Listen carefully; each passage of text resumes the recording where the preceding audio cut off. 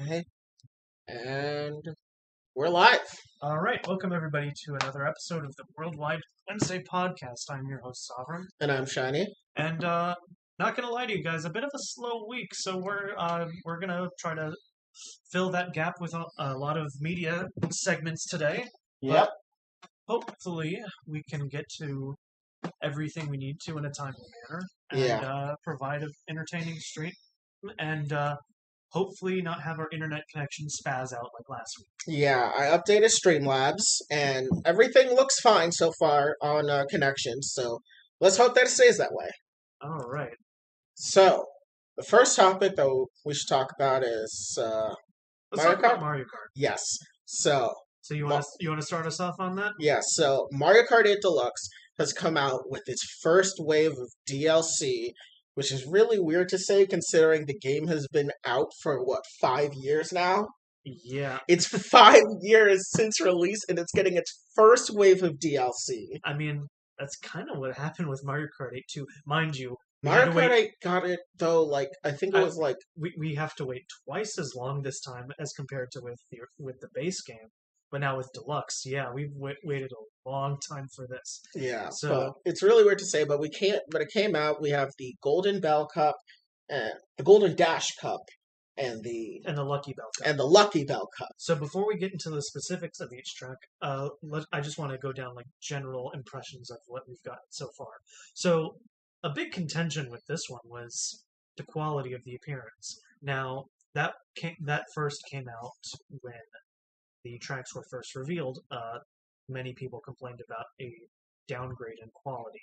Now, with the game finally out, people have been quick to compare the release to the promo pictures. Mainly, one that has gone around is Coconut Mall, where the lighting has changed substantially, thus improving the quality of the tracks itself. Now, I'm going to be upfront. The tracks look great, but it's a noticeable downgrade. Okay. So when I say that, a lot of things still have really great textures. Like, the roads look really good. My main contention comes from other things. Like, the grass doesn't have the same, as detailed texture as, say, other tracks in the series. I believe, what's the one track I'm thinking of? It's one picture that's gone around is comparing Shroom Ridge's grass to, I believe it's, what's the one peach themed course that I'm thinking of? Royal Raceway? Royal Raceway. Yeah, that's the one that people have been comparing the grass to, and there's a noticeable change in quality. Yeah. And then other elements too, like bricks on Shroom Ridge are pretty, lacking in detail. Mainly my contention, my biggest gripe with the with all of the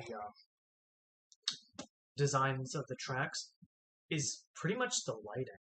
Actually, I think the lighting does a general disservice to the quality of the tracks, because the lighting in these tracks are a lot simpler. They're not as detailed, and I think that does a disservice to the quality of these tracks. Okay. Excuse me. So for me personally, when it came to the graphics, for one, I feel like people should know this, but you do realize when these promo stuff come out, it does say game footage not final.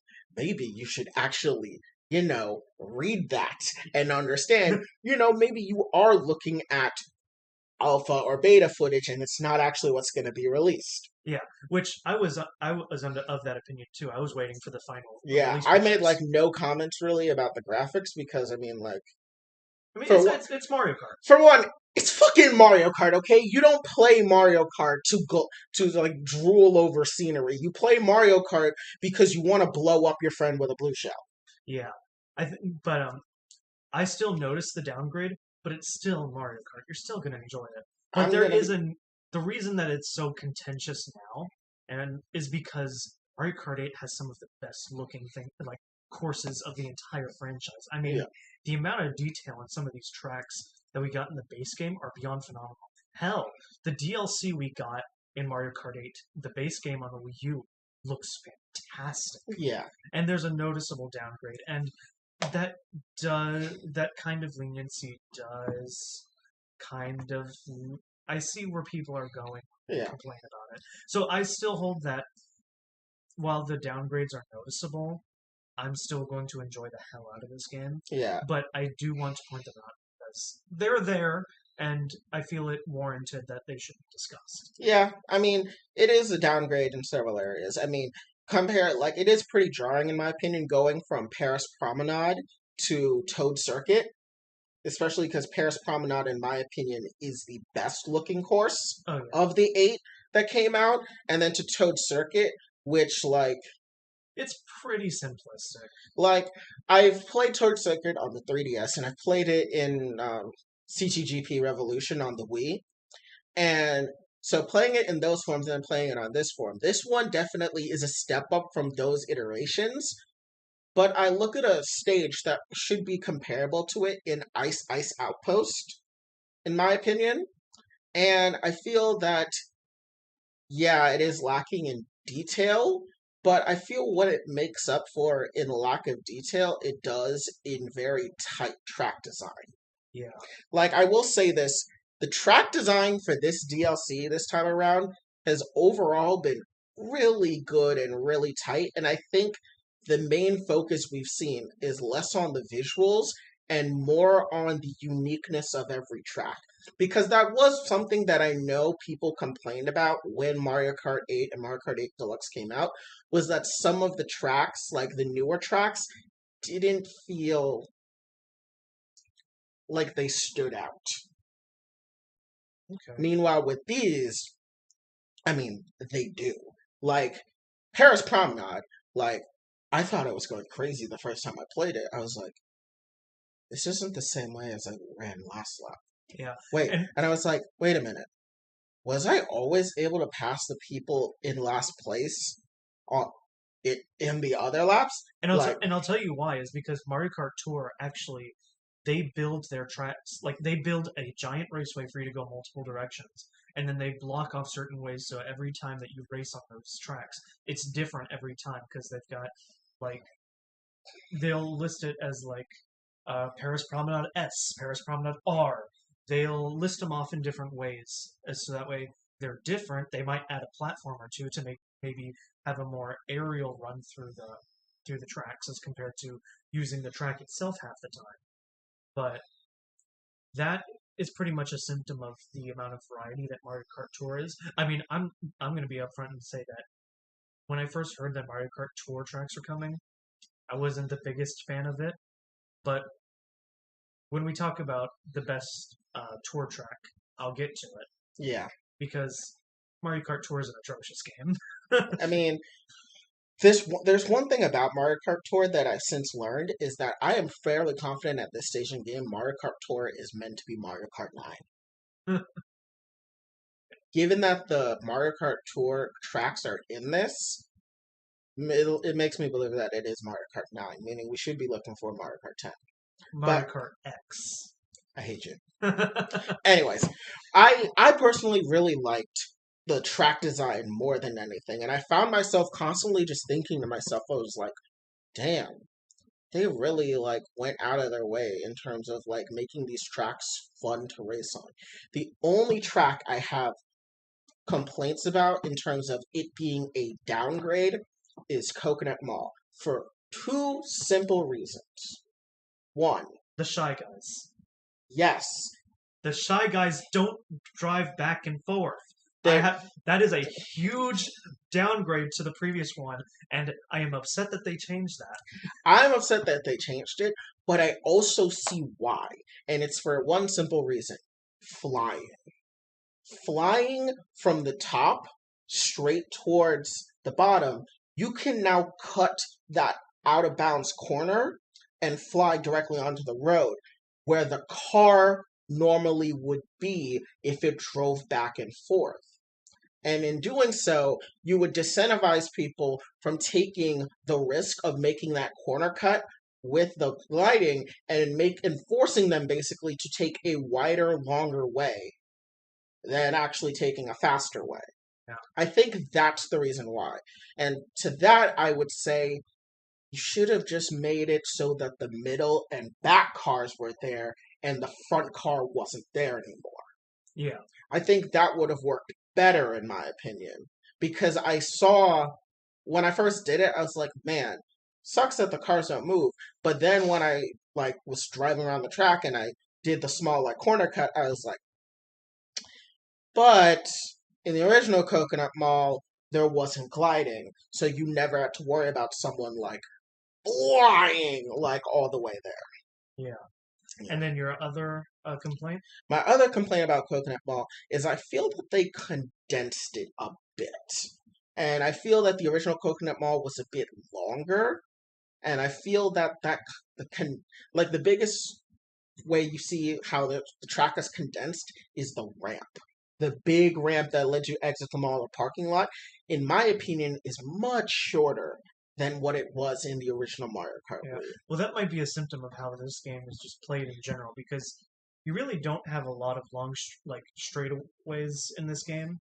So Yeah. that might be a symptom of that, because a lot of the meta revolves around mini turbos in this game. Yeah, it's mini turbos and corner cuts, like very tight corner cuts at that. Yeah. So in my opinion, Coconut Mall was the only one that I saw as a downgrade. Choco Mountain, in my opinion, is the best that it's ever been. Yes. Choco Mountain has consistently gotten better from its 64 version to its Nintendo DS version to its current version. Choco Mountain has improved tremendously. Oh yeah. So I guess we'll just go ahead and start talking about each individual track now. Yeah. So with Choco Mountain, yeah, the fact that they added that cave section, it was a really good upgrade for that track. Especially because because the original Choco Mountain, the caves, it's just like a tunnel, and it's like really uneventful because it was made for the Nintendo 64, so of course it is. But I was just this time around, I really liked it. It reminded me a lot of the Shy Guy Falls and the Bone Dry Dunes cave, and I really liked that. I really did appreciate that. I did like the how there's a flying section now, and it looks like the bridge is broken, which makes sense because the area right after that shows that rocks are constantly falling, which, yeah, it would make sense that if this area is constantly plagued by falling boulders, that a man-made bridge made out of wood would collapse. Yeah. It gives the environment a bit more, like, storytelling. Like, when I think of Choco Mountain now, I think of it as this is a place being mined out, and because it's being mined out, it's caused environmental disruption, hence the rocks falling. Yeah. And I think that's just really cool. I really like Choco Mountain. When it comes to what's the other one? Okay, let me get this one out. Shroom Ridge. Why did they add this to the game? So I've played Shroom Ridge for its DS. I played Shroom Ridge on CGP Revolution, and I played Shroom Ridge on this one. And it is just as annoying every time. The cars, in my opinion, I feel like the road is too tight for how big the cars are. Yeah, and like I was playing on 150cc, and I was like, if I was going any faster, I have no clue how I wouldn't hit these cars. And I'm like, on 200cc, I'm going to smash headfirst into these cars. Honestly, when you turn it up to 200cc, it's much worse than Moonview Highway. I can see that entirely. It is much worse. Like, I feel the track is too small. Like, the road is too small for how big the cars are. And I know they restricted themselves because we've seen a lot bigger vehicles in Mario Kart 8 Deluxe. I mean, if you go to Toad's Turnpike, you see, like, way bigger buses that run through. So you know they did restrain themselves. But goddamn, it's still so big compared to the road. Yeah. Honestly, my biggest gripe is that this is the track they put in the game because Shroom Ridge is such an unappealing track. It's the most forgettable one that we got in here. I will say they did improve it though with that pipe shortcut. Oh yeah, that's a pretty cool addition. Yeah, the pipe shortcut has actually give actually gave it, a bit more flair, and I kind of wish they gave us a second pipe shortcut, on that final corner before the finish line. Yeah. I kind of wish they gave us one there too, because I think the pipe shortcuts make it very good.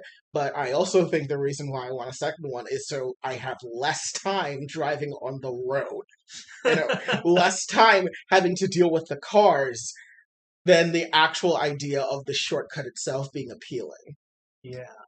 Now, with do you want to touch on Toad Circuit? Toad Circuit, yeah, I mean, it's basic. It's like the beginner track in Mario Kart 7, right? Yeah. And I played it once again, played it Mario Kart 7, played it in CTGP, and this honestly, time it was pretty faithful. I think it's pretty faithful. I think it's pretty good. I just have one question. Did the ramp always appear only in lap 2 and 3 in Mario Kart 7? Because I forgot. Yes. Okay, so that was something carried over from Mario Kart 7. Yes. I wasn't sure if it was from Mario Kart 7 or they were doing it as part of, since Mario Kart Tour tracks were doing like every time you drive around the track, something's different. I was like, oh, maybe they did that for this too. But either way, I think that's still really cool. Yeah. I like tracks that feel different every time you're running around it. Like something new is happening. I really like that. Like with Grumble Volcano, the stage is falling apart. With Coconut Mall, while subtle, the escalators do actually factor in pretty heavily lap to lap. Yeah, which is a pretty good segue into Paris Promenade. Yes, because that one's actually pretty neat with how it changes. Like I said before, when talking about Mario Kart Tour, they give a lot of room to make different track varieties. That way, it's different every time since it's a mobile game. But yeah, they made it work very very well because they pretty much took the whole thing and just said, "Hey, you're gonna ride across the whole thing in one race." I really liked it. As someone that has never played Mario Kart Tour, I thought it was really good, albeit very trippy the first time I did it, because I was like, did I go this way the last time? Oh, I had that experience too. Like, part of me was like, I don't remember last place going, towards me, and I drive past them on lap 2. And then, after playing it again and seeing YouTube videos, it was like, oh no, it does change. And it's actually interesting, because this is actually the first time since Luigi Circuit back in Mario Kart Double Dash and Mario Kart DS where where you can interact with the people going the opposite direction of you. Yeah. This is the first time in what is basically 20 to 15 years. Oh great. Now I'm really wanting that track to come in the next waves. I think it may actually come in. If anything, if any wave, it should come in the next one because they're probably going to add the more complex ones later because we got some pretty simple ones this time around. Simple? We'll get to it. Okay.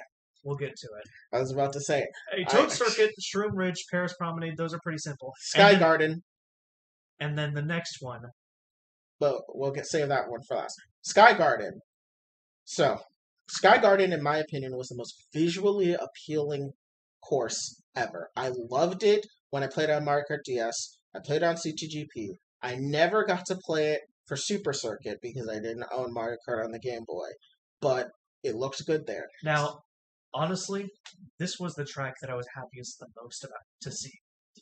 Now, I played a lot of Super Circuit in my childhood. This was my game.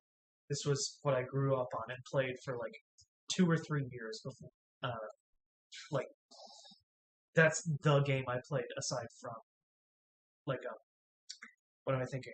Mario Party Advance. Yeah. So back when I had a Game Boy, those were the 2 biggest games I played. So to see Sky Garden, it was a trip. It was. But especially because of the music. But we'll get to that when we get to that. But I thought Sky Garden this time around was... I don't want to say it was an improvement because I like the original coloration a lot. I think that's what made it very unique. Oh no, it was very much of an improvement because in the original Game Boy it was all flat, which I mean, of course, is indicative of all the tracks on Super Circuit, but to I see mean, it like have go through like many waves and turns, it yeah. was really good. I mean, comparing it to Cheeseland and Ribbon Road, which were also Super Circuit tracks, I think this one was a lot more tight, Yeah. which I think was needed because I do not like racing on Cheeseland or Ribbon Road, specifically because of how just big and bumpy and Oh no, I just love. complicated it is. No, I liked Sky Garden a lot more because I'm like, I I just was, it's like you have all the adaptations that you gave to the other ones, but you made it tighter, which is good. no, I disagree. The nostalgia still hits me hard when I go on Cheeseland and Ribbon Road. Yeah. With the exception of actually enjoying Ribbon Road more this time because I can actually see what's going on. I mean, that's fair. Because remember, in the first iteration of Isn't Ribbon it Road, just red? oh no, it's an aesthetic mess. Yeah. No, it was uncomfortable to race on that track because I can imagine. yeah, but with this one, it was really good, and I only have one complaint, but I want to lock that all together with just a complaint about this DLC at the end. Yeah, so I really like Sky Garden. I do miss the colored aesthetic that it had previously, but as a track, it was really good. Probably one of my favorites. I wish it was just a little bit longer, but it was very tight, very good, very fun. And thankfully, they actually made the shortcut doable in this game Yes. because in the the Game Boy version, it was damn near impossible. You basically had to just get really, really lucky with the item roulette. Yes. But most of the time, if you were getting lucky with the item roulette, you were too far for the shortcut to matter. Now, I want to talk about Tokyo Blur. Yes. This is my second least favorite that we've got. I like Tokyo Blur specifically because I felt that the mechanic of the track being different every time was more pronounced this time around, and thus I liked it a lot more. Also, I found it to be far more chaotic than when you first look at it. Like, you don't realize it, but the items are very close to each other track wise, meaning it's very easy to get constantly usurped by another racer because the track is actually very short with branching paths and the items overlap a lot. And I think it's really cool. And in my opinion, I was thinking about all the city based like tracks that we have. Like we have Toad's Turnpike, Super Bell Subway, Neo Bowser City. What is that other city that we have? We have Hyrule Castle. We have Animal Crossing. Like all the things that go through like city areas. I thought this one was actually the most Mario Karty, Really? in my opinion.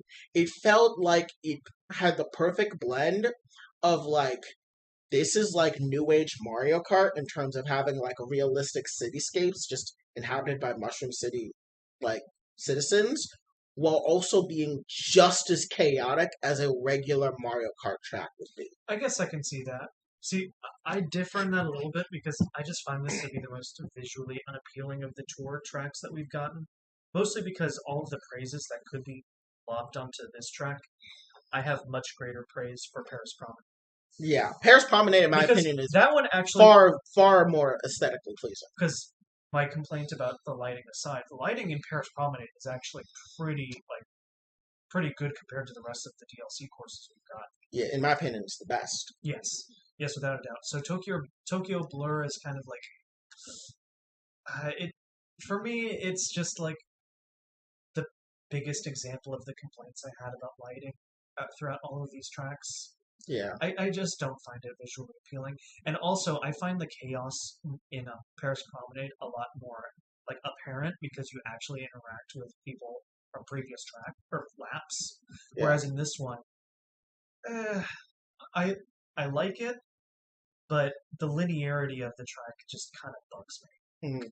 For me, I always felt that Paris Promenade was easier to have breakaways on, so you are able to like escape the chaos easier. Because there's like a big thing, especially in newer Mario Kart, where if first place gets enough of a breakaway, the chaos stops affecting you because the second place person wants to preserve their items to protect themselves. So third and fourth place are really just battering them, and first place is getting much farther. Meanwhile, on Tokyo Blur, you can't get too much of a breakaway because the course is so short and the items are very like quick. Like as soon as in my opinion, if you let the item roulette go in full, by the time it finishes, you are more than halfway to the next item box. Which I do appreciate that change. That is actually a really good change, and I do like that. So it makes it harder for breakaways to be a thing, meaning it's more about being like you have to be on your A game with driving. Like if you don't hit your corner correctly, if an item hits you, you're losing your spot. And I think it definitely pushed me to be like more consistent with my driving. I felt like I actually had to drive well to win. Yeah. On Tokyo Blur versus Paris Promenade, where I felt I had a lot of leeway in being able to like not drive the best. Yeah. Now, I do want to get to, my opinion, the best track that we've got, and that is Ninja Hideaway. Are you in the same opinion as me? Yeah, Ninja Hideaway is definitely. Ninja Hideaway is actually a really good track. Yeah. Is it a tour track? It is a tour track. Okay, because when I was going through the game, it didn't have the tour name next to it. Yeah. So for a second I was like, did they just sneak just a brand new track in here and not tell anyone? Oh yeah, that's something that people have been talking about a lot because it is a tour track, but for some reason they didn't code it in the game that it was. Yeah, I was like, because I've never played tour. I don't know what the stages are in tour. I don't know who the characters are. All I know is that you can get like 5 items at a time, which is like absurd. But like that's all I know. So like seeing this 5 items at a time if you pay for it. I hate capitalism. it. Anyways. This stage, in my opinion, was just great. It was just... I mean, the fact that it has 2 layers throughout the entirety of the track is really cool. Yeah, you know what it reminded me of a lot? So, I don't know if you ever played this, but have you played Sonic Riders or Sonic Riders Zero Gravity? No, I have not. So, it was basically like Sonic's answer to like the Mario Kart franchise, and in my opinion, it was really good. Like, it focused, in my opinion, the Sonic games focus far more on good driving versus like items, because the items were few and far between in the Sonic Riders games, and this reminded me the most of Sonic Riders because in Sonic Riders the tracks are not like linear, and basically in the sense that every track has a branching path, and in fact so much so that some tracks straight up have different finish lines. Like there's an upper finish line and a lower finish line, which becomes very hectic towards the end because you don't know how fast you have to go, like how much faster you have to be going to beat the person in front of you if they're on another level than you. And this really reminded me of that, with the whole upper layer being able to like fly up there, which is another thing that was really cool from Sonic Riders, is that in Sonic Riders a lot of the different like ways to get to other pieces of the track was you either had to play as there were 3 types of characters. There was the speed type, the power type, and the flying types for the 3 archetypical characters, Sonic being speed, Knuckles being power, Tails being flying. So like there'd be flying sections of the track, and you would stay on like an upper level and you would be flying, or not, well, you would be flying, or you would just be on an upper level track because you're able to get there from flying. Or there's a speed, like the main part is where the speeds would be, like the speed character is like your default, so like they would be on the main part of the track. Flyers would be upper level, and power types would just make shortcuts out of just bashing like walls and like obstacles. Like, you will just run through the obstacles and make your own shortcut. And I felt that all 3 aspects of that were put in this. From how you have to, if you fly correctly on the bamboo area, You get to the upper level, which makes it far more easier to build up a lead because you are allowed to do more tricks, which gives you more mini boosts, which allows you to stay farther ahead. You can use your speed to bust straight through the piranha plant walls to get yourself into a better position to get to the flying section, or you can just play it straight, stay on the low level the entire time, and just drive well. And I think it just the amount of flexibility you have in terms of how you could approach the track just is so good. I really liked that flexibility. Yeah. And in my opinion, it did the more Asian aesthetic track far better than Dragon Driftway did. Because I personally do not like Dragon Driftway. All right. Yeah, no, that pretty much reflects everything I feel about this track because it is, again, it is the best track in this wave that we've got, without a doubt. Absolutely. Yeah. And the music. I think now we can segue to the music. The music did not fall. Yeah, the music was great in every single one. Especially because, like even for the retro tracks, they changed it in a way to where it's recognizable, but they still put in effort to make it new. Yeah. Like, the harmonica. The easiest example is Choco Mountain. Yeah, the harmonica trim I felt was far better than it's ever been before, and it reminded me of like those old timey cartoons that would like the old timey cartoons that would like go into the mines and they would have the specific music riff. Like I feel they replicated it really well with the harmonica. I'm going to dive into my nostalgia here, but they made Sky Garden so good. Yes, I love it. I love it. Yeah, so Sky much. Garden's theme was always good, and so this Ninja one was Hideaway was really good. Yeah, Ninja Hideaway was good. Those three were the biggest standouts of this wave as far as the music's concerned. Coconut Mall. And of course, Coconut Mall. How could I forget Coconut Mall? Come on, Coconut Mall is iconic. Coconut Mall's theme is I've seen video essays that have nothing to do with Mario Kart that use the Coconut Mall theme. I forgot what it was. Like I think I was watching a video essay. I think it was either on Call of Duty or it was on some type of politics. It was a video essay about one of those things, but they used the Coconut Mall theme, and then for some reason it's like, this fits. Yeah, and let's not forget the classic, "You've been coconut mauled." Oh god. Share this with all your friends to totally coconut maul them. Oh gosh, but the music was just... Mario Kart music is always top notch. And Mario Kart 8 went above and beyond in the base game, and then to see that stay true several years later, like when did that game release? Like 2014? Are we talking about Mario Kart 8 or Mario Kart 8 Deluxe? Mario Kart 8. Mario Kart 8, I think, was 2013 or 14. Yeah. It's been out for nearly 10 years. So while I had several complaints about the track quality, to see the song quality stay on par or better was really good. Yeah, it was, in my opinion, phenomenal. The music is always just a great part of Mario Kart that really gets you into the mood. Like, Mario Kart music never fails to actually, take you out of the mood. Yeah. Like, there's like one theme that I really wish that will come back, which is the Nintendo DS Airship Fortress theme. Like, I want that to come back as a track because I like the Airship Fortress theme. Yeah. Which, I guess, we can talk a bit about tracks we want to see back. Now, I think... So, one thing that stands out for me is because actually data miners have gone in and found, like, the eShop promo images. Yeah. So, I think for a fact we are getting Rainbow Road from Mario Kart 7.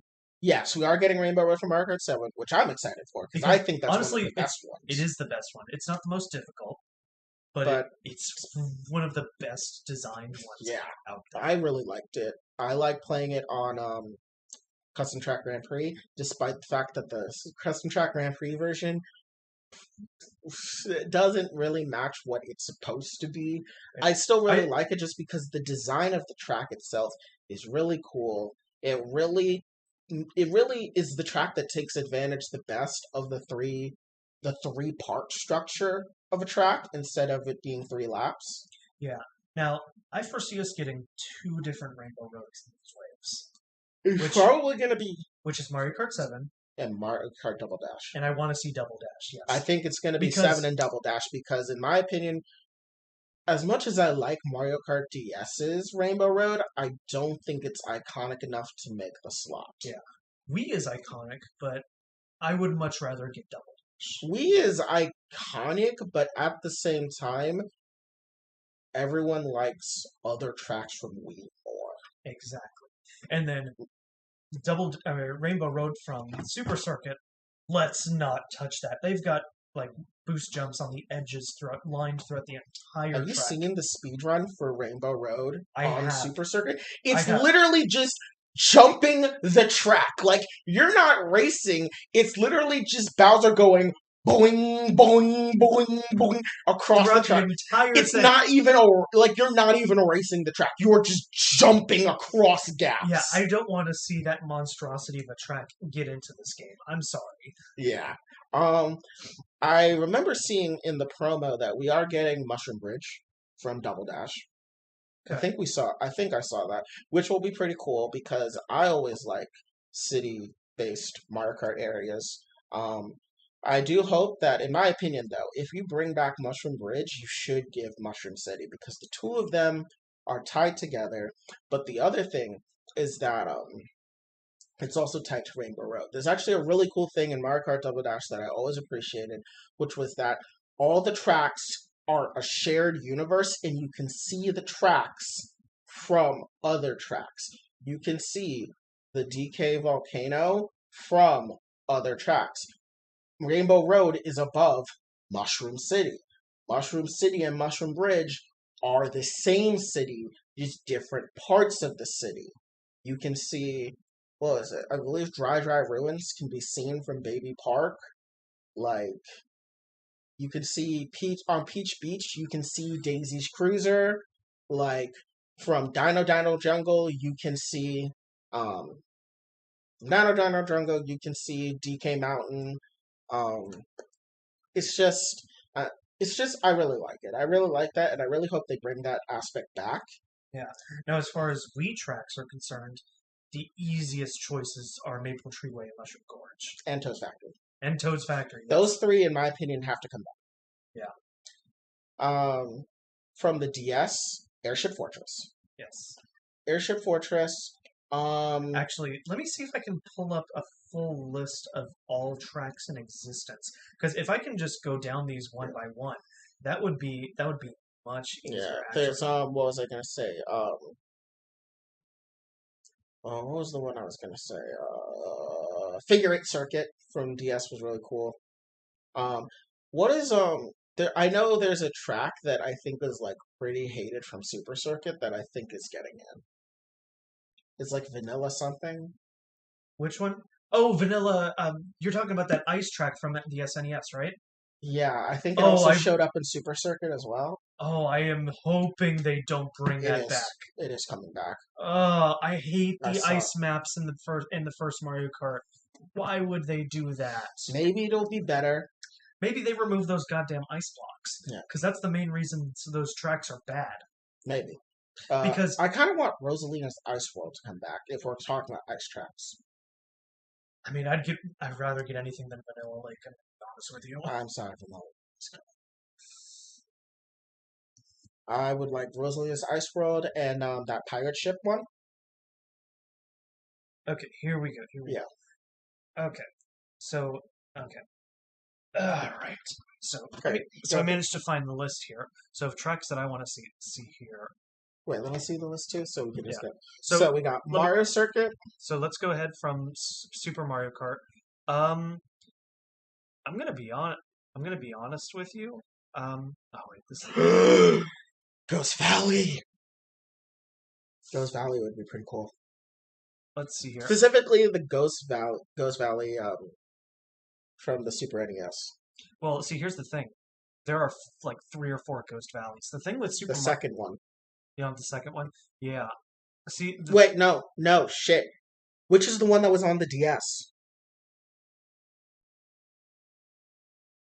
Fuck. Let's see here. Mario Kart DS. Let's see here. It was a retro course, though. That's the thing. Yeah, yeah. It Fuck, was. there are a lot. This game is gonna have 96 tracks when we're all done, which is insane.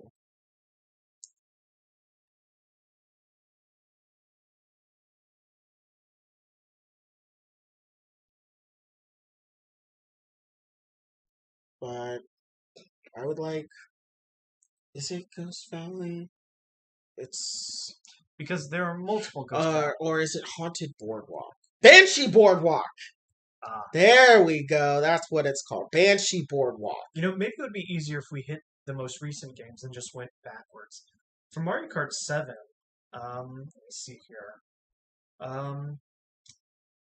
We already have Woohoo Island. Wait, do we have Woohoo Island in this? I think you're thinking about Smash. Yeah, maybe. It's in Smash, but I don't think it's in Mario Kart. And then we already have Music Park in there. Yeah, Music Park, which they did really well. Yeah. We already have Piranha Plant Slide. Yeah. I am so mad that they brought in Neo Bowser City because that track is awful. It's better this game. My main gripe is the traction on that map. That map is really bad to drive on. It is. But they definitely improved upon it. Of the ones that I see on here, yeah, Rosalina's Ice World is probably the one that stands out to me. Yeah, isn't there a pirate ship one too? Oh yeah, that's Wario's shipyard. Yeah, I really like that one. Yeah, that one didn't stand out too much to me. Is that one, or isn't there a Shy Guy Bazaar? Yeah, Shy Guy Bazaar, yeah. I like that one too, actually. Now hitting Mario Kart Wii. Oh man, I love all these tracks. Not gonna lie. I mean we've played those tracks hundreds of times. I mean, you got Koopa Cape, you got Maple Treeway, you got Moonview Highway. As much of a disaster that would be on 200cc. Oh god, don't bring it for 200cc. That's gonna be hell. DK Summit. I forgot about DK Summit. That's a good one. Mushroom Gorge, Toad's Factory. Oh my god. Oh man. See, we're too in love with Mario Kart Wii. If we could, we would just fill up the half of the DLC with Mario Kart Wii tracks. If it was up to me, it would literally be Wii, DS, and GameCube tracks. Yeah. With like a smattering of 3DS, and honestly, I would not pay any lip service to like 64 Super Circuit. I mean, or in all honesty, Super Mario Kart. I think the base game has enough 3DS tracks as is. Yeah, that's the big thing, but I know we're gonna get more. Because as far as like tracks we're missing that are like really good, like the Wii Sports Resort tracks, those were decent. We already have we have a lot in here that I don't see anything that we don't already have that would add. Really. Yeah, that's true though. But Mario Kart Wii, I would add everything. Yeah, not gonna lie. Mario Kart Double Dash. I mean, they already picked some of the greatest hits. I mean, the ones Baby Park, Dry Desert. Yoshi's Island is back. Sherbert Land is back. And you already brought up Mushroom City and Mushroom Bridge. Mushroom City, Mushroom Bridge, Wario Coliseum, or Waluigi Stadium. Yeah. I think you either have to go one or the other with Wario's Coliseum or Waluigi Stadium. I remember hearing something that Dino Jungle would show up. See, Dino Jungle was in 3DS, and I don't mind missing out on it. Yeah, in my opinion, it's one of the weakest Double Dash courses. And we already have TikTok Clock from DS. TikTok Clock is great. Yes. This needs to come back. I just saw it, and it needs to come back. Which one? We need Waluigi Pinball. Yes, absolutely. We absolutely, without a doubt, need okay. Waluigi So Pinball. If we're not going to get Waluigi Stadium, we need Waluigi Pinball. Yes. It has to be one or the other. Because at this point, Waluigi is the best character in the game. This isn't even a meme now. Waluigi is currently the best character in the game. We should get a Waluigi themed track, at least in honor of Waluigi. And long shot, but I want a Bowser Castle from Mario Kart Super Circuit to come in. Because I'm not going to lie, they're the most simplistic, but the music on those are really good, and I really want Mario Kart 8 to do the Bowser Castle themes for those, because they are... Do we have a second Bowser Castle? We don't have a Bowser Castle from from Super Circuit. But No, no, as no. far I'm as saying no. In Mario Kart 8 Deluxe currently, I don't think we have a second Bowser Castle outside of the main one for the game. I think you're right. So we should get a second one, considering we have 3 Rainbow Roads. We'll probably see. Let's see here. As far as the 64 ones, Banshee Boardwalk. Yes. Yeah. And that's about it because everything else that's good is already in the game. we get Choco Mountain, Yoshi Valley's in there. Choco Mountain, Yoshi's Valley, Royal Raceway, Toad's Turnpike. Sherbet Land. We don't have the 64 Sherbet Land. We have this GameCube one. Oh, okay. But the GameCube one is just a. And then since Super Mario Kart pretty much has like 4 basic themes, we'll probably see a Donut Plains. Yeah. We'll probably no, we do have a Donut Plains already. Oh yeah, that's right, we do have one. Well, then in that case, we'll probably see a Ghost Valley. We'll probably see a Choco Island. I hate the fact that they're bringing Vanilla Lake. Yeah, that's Vanilla Lake, the one that's coming back. I hate that. I hate that so much. It's going to be so bad. Yeah. And then I'm pretty sure there's a couple tour levels that are coming back. I'm pretty sure all of them are coming. Yeah. I mean, it's the easiest asset pull. Oh, yeah, without a doubt. Yeah. But there was actually one thing I did want to bring up. How do you feel about the fact that none of these stages have zero gravity? I knew this was coming. I feel like it's a huge missed opportunity. Especially because for some people, like max gravity speed is something they consider when making their builds. Because when you are making a cart, like you have to think about water speed, you have to think about air speed, you have to think about base speed, and you have to think about anti-gravity speed. Yeah. So this decision really does nerf the max gravity builds. Yeah. Now, thankfully, I have a water build and mini turbo build, so that doesn't affect me. But I mean, I don't think any of the stages here really cared for the water or the gravity speeds. Yeah. But so I'm hoping that we get more I think it would be an absolute travesty if the Rainbow Road has no gravity scenes. Yeah. Now, there were so many things that have missed opportunities. Like Sky Garden they could have tilted the track more and made it like anti-gravity. Hell, Choco Mountain. Imagine if you could race on the side and the rocks fall with you. That could have been huge. Yeah, the Choco Mountain could have had it. The tour tracks, they're fine without it. Maybe Ninja Hideaway could have had done it well. I think Tokyo Blur could have definitely had it on the bridge. I would be fine without it, but Ninja Hideaway. Yeah, Ninja Hideaway, Paris Promenade, probably not. Like there are tracks that I can Shroom Ridge. Oh hell no! Hell no! Toad could live with or without. Coconut Mall, I feel I could have had one. I feel like the shortcut could have had it.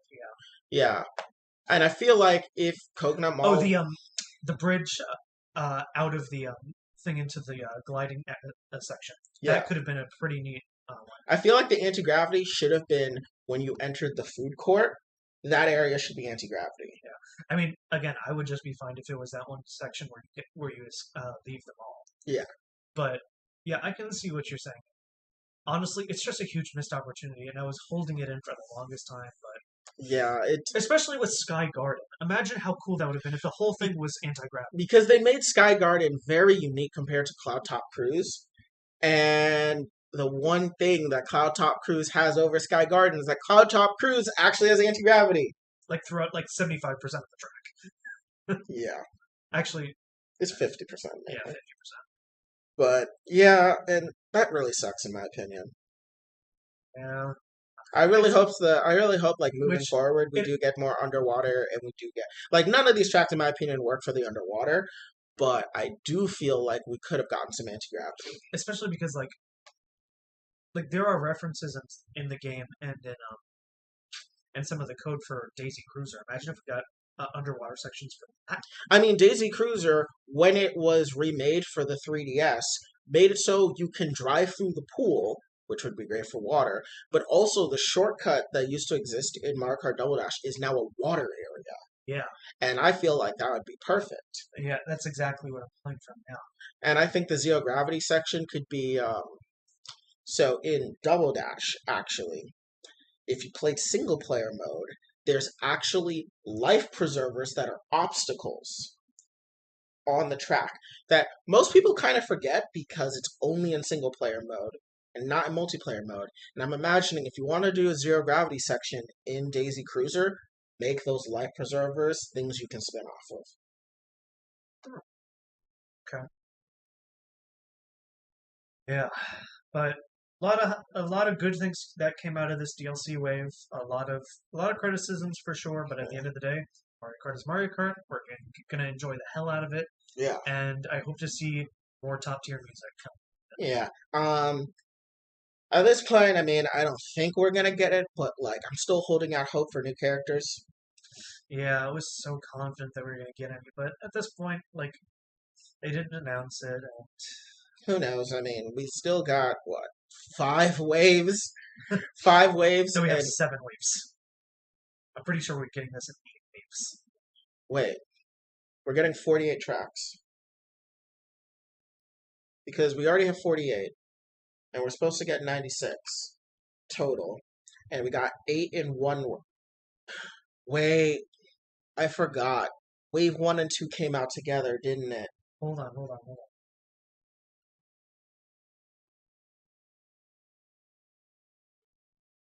Is it that wave 1 and 2 came out together?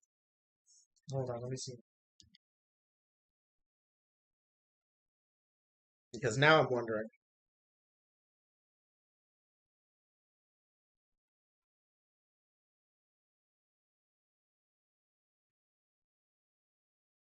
Okay, we'll be released in 6 waves. Okay. 6 waves. So Yeah, yeah. we're just getting 8 in each wave. Okay. Yeah. All right. Yeah. But overall, I'm excited. Oh, without a doubt. Um, Again, we listed our best picks for future waves, and hopefully we get some of the ones we want. yeah. Yeah. Anyways, moving on to our next segment. That will be Dragon Ball Super Chapter 82, Bardock versus Gas. Now, Now, from the top, I want to say that I really like the chapter structure, oh yeah, especially towards the end, where the end of the chapter reveals the title. oh I yeah, thought that was actually really cool. cool. I liked that so much because it was like, oh, this is what they're doing. I thought Like, that was really cool. yeah, like immediately once they did it, you're like, oh god, they're making this like a huge part of the chapter. Like, and I mean, pretty much like half of the chapter is Goku running away from Gas, but once you realize like his ultimate plan, it's it's really good, and it means an end to this 8 month long fight. So one thing that I was really happy about is that one, he didn't go to Broly. I figured he wasn't going to Broly. I thought the strategy was to tire out Gas, but this is actually even better in my opinion. He knew that Gas was using instant transmission to follow him, but he wasn't paying attention to any of the energy signatures that Goku went to.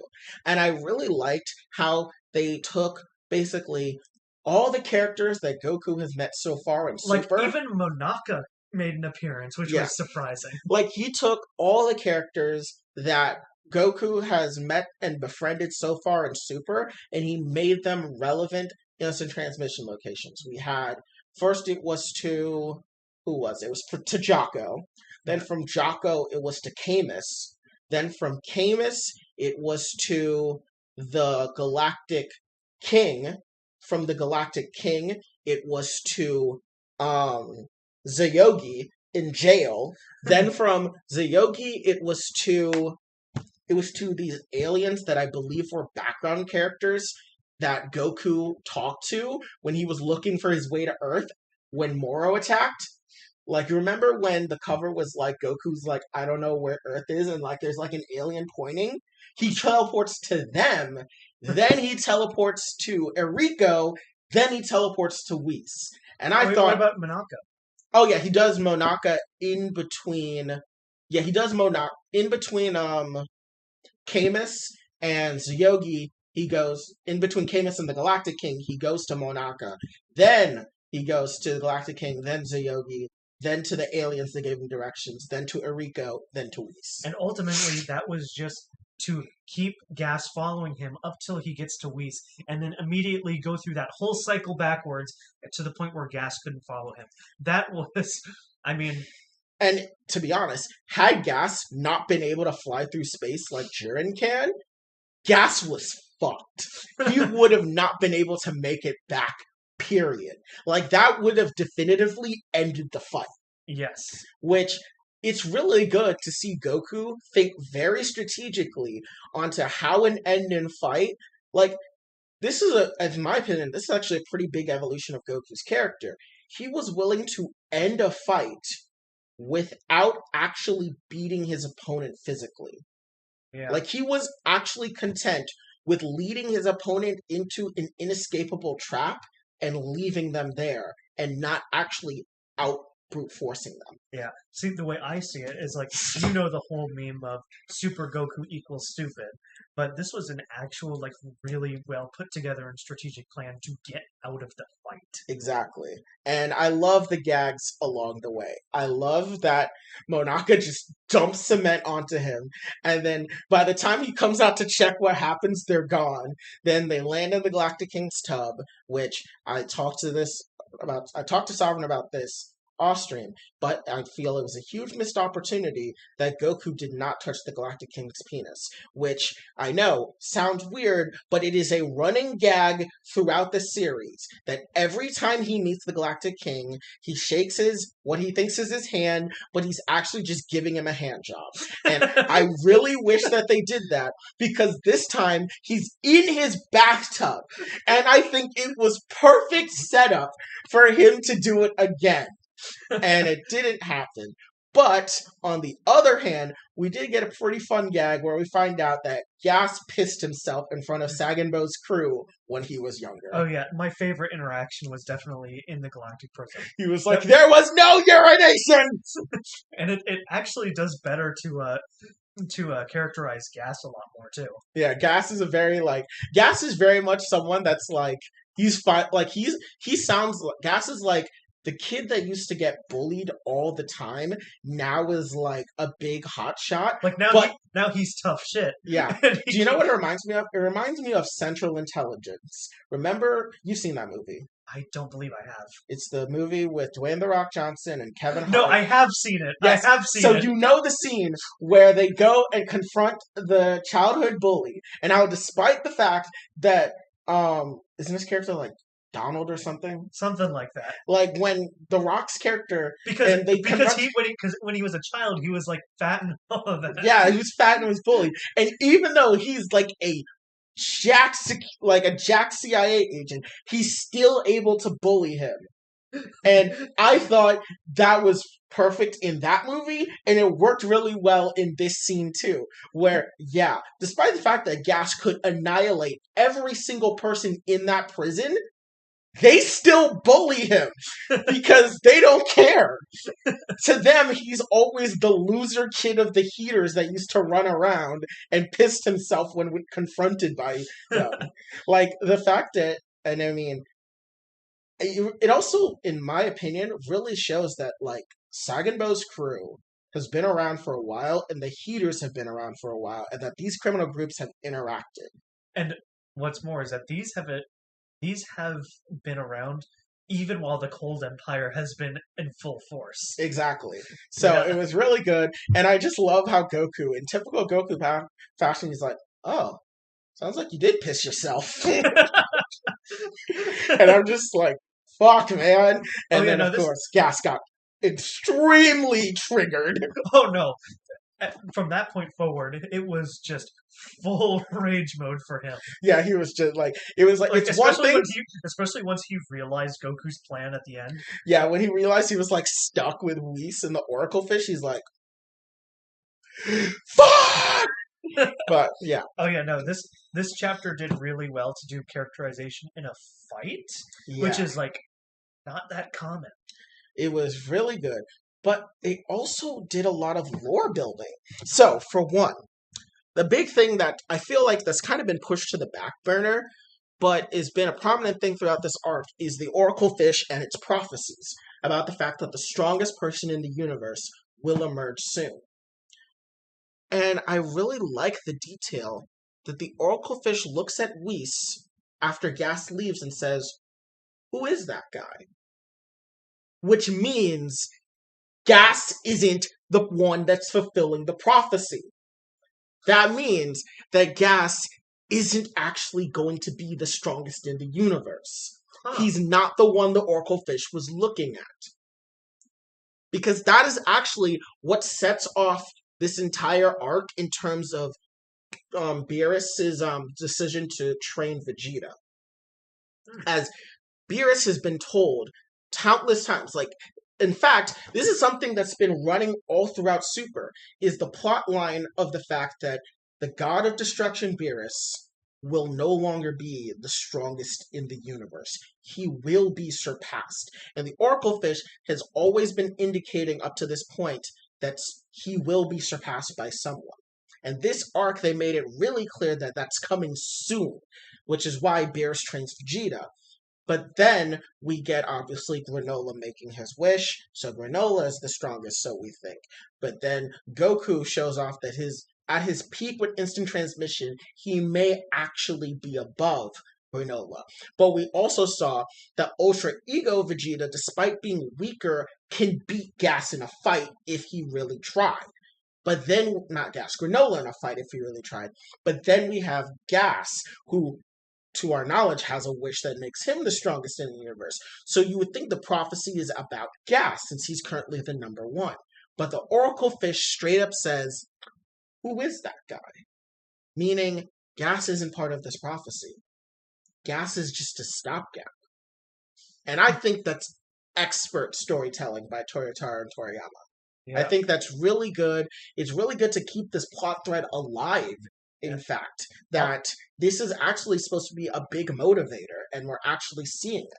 Yeah, honestly, the past 3 months have given me like the urge to read the full the full arc in full, because a lot of people have been saying that this arc is much more manageable if you binge it. So that's actually a thing with every manga, in my opinion. Every manga works best when you read it in volume format, because that's how mangas in Japan are written and marketed as. Unlike American comic books, which are written with a story arc in mind, but spread across either multiple issues of the same comic book line, or multiple issues in multiple comic book lines. The story arc is then put together in a big omnibus, which kind of is very, messy, because sometimes it doesn't have all the tie-ins, so sometimes the stories don't make the most cohesive sense. But with mangas are written explicitly with the volume format in mind. So stories are properly charted as such. And I feel that, just like with the Galactic Patrol Prisoner arc, which is really good when you read it in volume format, this is going to be really good when you read it in volume format. Okay. Now, I am so happy that we finally get an end to this fight, because this fight has lasted very long. It has lasted very long, and I'm glad that we're finally getting a much-needed break from it. And it ended on a really good note, too. Yeah, it wasn't done through like a contrived manner at all. It was actually very believable. Yeah, it's like Goku, and it's also been a plot thread that's been brought up since the Galactic Patrol Prisoner arc, which is, how easy is it to actually use instant transmission? Because ever since the Trunks arc, it's been stated that instant transmission is not easy to learn. And in fact, throughout Z, the only characters able to use instant transmission that aren't Goku is Cell, which is basically just, he got it from Goku cells and science that make no sense. Yeah. Majin Buu, which is literally just destruction incarnate and has the ability to mimic anything it sees. And Vegito, which is part Goku. Yeah, and that's just in Z. If you include like the side things, you get Cooler as well. Yeah, Cooler can do it, and and then obviously you have the Kais, but they have something better, which is instantaneous movement, where they can just go wherever they visualize. They don't need to sense anything. Yeah. And then once you get into Super, you got Vegeta. But before we get to Vegeta, in Super, the only person that we see use instant transmission is I knew who you're about to bring up, but the name escapes me. Jamise. That's the one. Jamise Yes. is the only person we see that's able to use it like Goku, and that's because he's a Yardratian himself, and that race perfected the technique. Yeah. The only thing we've seen come close is that Frieza knows how to counter instant transmission, Yeah. but that's only by virtue of fighting Goku. Was that in the manga too? I know it was in the anime. In the manga, Jamise got fucking dwarfed. Like Jamise in the manga got like they literally someone Worse than the anime? in the manga, literally Prum's fat ass fell on top of Jamise and they fell off. Oh, okay, so it wasn't. So it was. So you're saying it's much worse than Frieza using him as a little torture pet? No, because at least Jamise got some form of characterization in that. In the manga, Prum got kicked by someone and his fat ass landed on top of Jamise and both of them fell off the stage. It's 2 panels. No, Jamise is much better characterized in the anime. And in the anime, we see he's actually a master of instant transmission. Then we get to the Galactic Patrol Prisoner arc, where obviously we see Yardratians use it, but then we see Vegeta use it, and then we get to this arc, where we see both Granola and Gas use it. And Goku comments about the fact that he is a bit annoyed that everyone around him seems to start using this technique, despite him being the one that spent the longest trying to master it. And then we actually show, yeah, he had every right to be kind of annoyed that these people were doing it because they're doing it wrong. Yeah, and in fact, correct me if I'm not mistaken, is that the constant use is actually straining him as he is coordinating this plan to escape. Yes. Like instant transmission, the other thing is that it's extremely tiring. It's actually a plot point that's brought up in Dragon Ball GT, where Goku and Kibito Kai are evacuating the population of Earth because it's about to explode because Baby used the Black Star Dragon Balls to make Planet Tuffle be the moon of the Earth. And the thing that happens is that only he can only use it like one more time, and it had to be one person or Piccolo. Yeah, it was literally like an orphan child or Piccolo, which is like, wow, laying it on thick there about who you're supposed to save there, bud. Because the reason is like, well, why didn't both of them hold on to him? And the answer is that when Goku has someone transport with him, he's using his ki to bring them with him. If he can't bring his ki, they fall into whatever and will probably die. So they really show that in GT. The instant transmission drains him. And in this arc, it was showing that it was draining him and Gas because throughout the fight, the more he instant transmissioned, the more he was able to defend against Gas. Yeah. So when I'm thinking of Gas trying to return back to Goku, I think you know what TFS scene I'm thinking of. What? Why? What was it? Was it? I don't understand everything that's happening. I have so many questions. That's what it was. No. Which one? The one where Vegeta finds out that one of the Namekian Dragon Balls is stolen. Oh right. Yes, when his rage breaks. When his rage broke, that was Gas. No, that was all Gas in that moment right there. Yeah. I'm like thinking like, oh, we're gonna get one of these. Yeah. But the other thing is that I noticed as well is that Gas flies through space, which is really interesting because he's only the second character we've seen that is a mortal that can do that. First one, Frieza. No. Jiren. Frieza can't fly through space. Oh, he can just survive in the vacuum of space, but he can't produce momentum to push himself through space. The only person we've ever seen do it in the manga is Jiren. Oh, in the manga, okay. Even in the anime, no one does it. In the anime, the only person that can do it is like Whis, but it's very clear with Whis, it's not like regular flying, it's a technique he's using. Like in the manga, it's still a technique for Whis, but Jiren was like special because he flew through space without a spaceship. And now Gas is able to do that, which is actually a pretty big feat because, first of all, not every species can survive the vacuum of space. So that's one thing. And second of all, most people, even at God level of power, cannot fly through space under their own power. So it's pretty damn impressive he's doing that. Yeah. And then, of course, we are now getting to the big reveal, which is one. So, Whis has stated pretty often that Goku needs to master Ultra Instinct on his own. And for a while, we took that to mean that, like, Whis wasn't going to give him any hints. But instead, Whis tells him he has to carve out his own path of Ultra Instinct. And that's solely because of the fact that Whis and Goku are two separate species, to the point that the way the two of their brains work and how their brains process emotion is fundamentally different. That it is impossible for Goku to replicate Whis' ability to use Ultra Instinct because he's physiologically incapable. Yeah, which I think is because, like, it's a difference between an angel and a Saiyan. Of course, an angel has much more control of that. But as a Saiyan, who is a warrior race, which are prone to getting immense boosts of power through sheer emotion. Which is the complete opposite of Ultra Instinct, so him being a Saiyan is actually a detriment.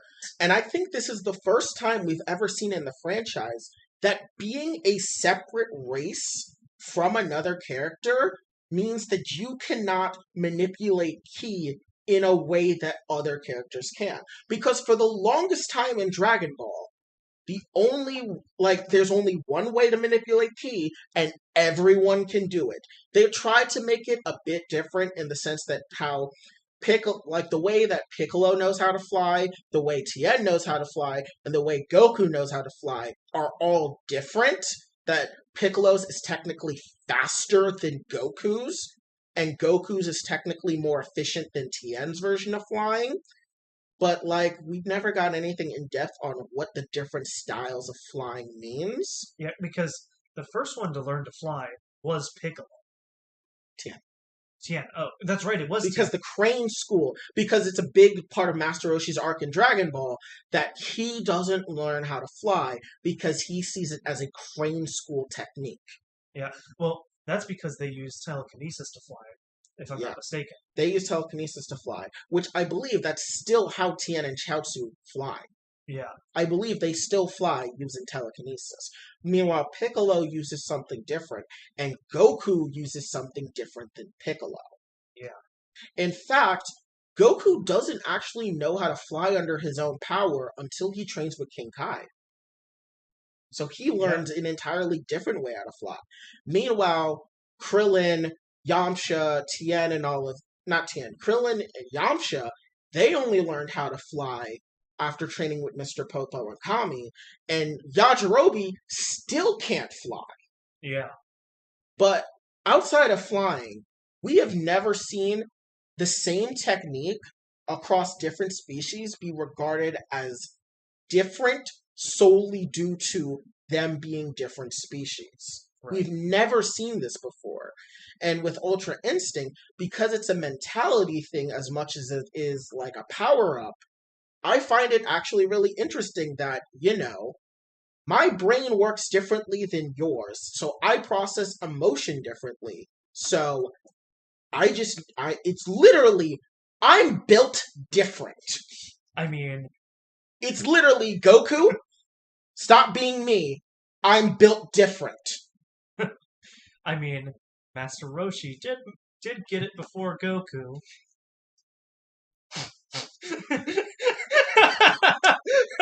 He did. He did. He did. Which definitely was the biggest moments of BS in the Super manga, I will say that. The problem, on one hand, I think it's BS, but on the other hand, I think it makes sense considering that Ultra Instinct is actually a culmination of things he's learned from Grandpa Gohan, Master Roshi, Korin, Mr. Popo, Kami, and King Kai. Like, Ultra Instinct is a culmination of all their teachings. And Master Roshi has trained Grandpa Gohan, and he's trained under Korin.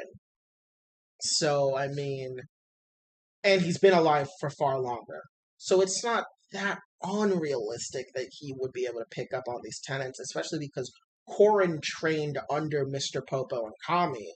So it's not like Master Roshi is missing any lessons about Ultra Instinct that he could have learned from Korin and that he could have learned from Kami and Popo because Korin knows it and he trained with Korin. So part of me is like, it makes sense that Master Roshi would be someone that could achieve it if he put his mind to it. But even then, his Ultra Instinct is different than Goku's. Yeah. He can only perform Ultra Instinct up to a certain point. Like, he can dodge, but at the end of the day, he's only human and his body can't move like that of a Saiyan or an angel. Yeah. And what you got to remember is that Ultra Instinct isn't a form. It's a mentality, which is definitely why a lot of people gave a lot of pushback to Master Roshi dodging Jiren. In fact, let's actually break this down. We've seen Ultra Instinct be used by 5 different species of people. We've seen it used by Beerus, Whis / Merus, Goku. So we have Beerus as one race, the Angels as another, humans as another, Saiyans as another, and Moro as the last one. That's right. And Though so he did steal Merus. He did steal Merus, but he's still a different species. And I think it's actually pretty telling because now that I've thought about it, it is actually different across every species. Roshi, he can use it to dodge attacks that are very telegraphed. But once someone uses their power to stop telegraphing their motions, his instant transmission doesn't work. His Ultra Instinct doesn't work. Because we saw that he first uses Ultra Instinct not against Jiren, but against Casserole. Because that's how we beat him, because Casserole was way too linear. So Roshi was able to dodge it using Ultra Instinct. And he was able to initially do it against Jiren because Jiren was very telegraphed. But once Jiren switched up his fighting style, he couldn't do it. Goku, his Ultra Instinct manifests with that of a power-up. And with that power-up, his Ultra Instinct manifests in a lot of power, as well as the hardening of his skin and his ability to dodge. But dodging is the hardest part for him. For Beerus is very good at dodging, but he cannot do it for extended periods of time. Because we saw that during the God of Destruction Battle Royale. He dodged. He literally 1v11'd all Gods of Destruction solely using Ultra Instinct. And he was doing pretty well, but he can't use it perfectly. But he seems to be a master of dodging to a certain point. And when it comes to attacking, he doesn't seem to be able to use Ultra Instinct while attacking. With Moro, he actually physiologically can't do it. Because after trying to use it, his body broke apart. He couldn't actually use it on a physiological level. Like, he couldn't dodge like Goku could. He couldn't attack like Goku could. Moro was physiologically incapable of using the technique, and so his body imploded on itself. And then we have the Angels, who seem to be perfect at it. They can attack, they can defend, they are completely capable of just erasing all emotions, no matter the context, and are able to use Ultra Instinct flawlessly, to a certain point. It's been established that Merus' Ultra Instinct is lesser than Whis', who's lesser than the Grand Priests. But all of them seem to be head and shoulders above everyone else that's a mortal that uses it. Or, not a mortal. Everyone else that's not an angel, because Beerus is a god. And Goku's a demigod, basically. Right. So, it's actually just really interesting to actually see that. See that Ultra Instinct is something that's different amongst the races, and that to truly master Ultra Instinct, you have to do so in a way that's physiologically compatible with you. And so for Goku, I think his way of mastering Ultra Instinct is him acknowledging and accepting his true, complete self. That he is not just Son Goku, he is Kakarot. And I think once he finally merges the two in his brain, he will be able to finally, mentally, be able to use Ultra Instinct, which is why this is the big part. The revelation that Goku can now remember his parents, I think, is far more important than what was let on. Yeah, because initially, like, my response was like, oh, so now he remembers 40 years later. Actually, no, it would be like 50 to 60 years later. No, 50, not 60. Goku's not that old. Well, he's not that old because of the time he stayed dead. True. He's been dead for a total of, what, 8 years? Yep. And he's only trained in the hyperbolic time chamber that accelerated him by a year 3 times. Didn't they stay in the hyperbolic time chamber for 3 years in preparation for the Universe 6 tournament? Yeah, so he did it for like, what I mean, 3 times. 3 times that he's had a year jump. Yeah. So, actually, I think it's only 2 times then. Because he only spent a year for the Cell Games. He did it 3 times in time for the Universe 6 tournament. And when he went for it during Dragon Ball, it was only for a month. And when he went for it during Dragon Ball, like during the Galactic Patrol Prisoner arc, it was only for, I think, 3 months. Yeah. So he's only offset by about 4 years. Yeah. 4.5 years his age is offset, give or take. Yeah. But the revelation that he does remember his parents is a big one, without a doubt. It's a big one, more so because I think this is actually going to be what allows him to truly master Ultra Instinct, which is that he's finally just going to accept who he is, and I feel that part of the reason why he never could fully accept who he is he has no memory of what he was before. Like, yes, he has memories of Grandpa Gohan, but he has no memories of what came before. But now he has the memories of his father and his mother, which I also thought was pretty cool that he mentioned Raditz in this chapter as well, meaning that he now has knowledge of his entire family. Yeah. I think it's funny that he's getting his quarter life crisis in his mid-50s, though. I still think that's pretty funny. Would you say? I mean, this is more like a midlife crisis. No, this is more like his current response now is more equivalent to a quarter life crisis. Vegeta had a midlife crisis during the Buu Saga. Yes. Vegeta had a midlife crisis in the Buu Saga. Goku, Goku's probably going through a quarter life crisis where he's like now like, who am I? What am I? Like, yeah, no, now that's not a half life or that's not a midlife crisis. This is a quarter life crisis. Yeah, where he's now finally understanding who he is. Like, he's Son Goku of Earth, but he's also Kakarot, the Saiyan. And I think he's finally gonna piece it all together. And that's why it showed the outline of an aura around him when he first realized what his parents sounded like. I mean, the fact that they left the chapter on that is a very good cliffhanger. Also, did you notice how his face looked? Oh yeah, it's very reminiscent of what he looked like as a child.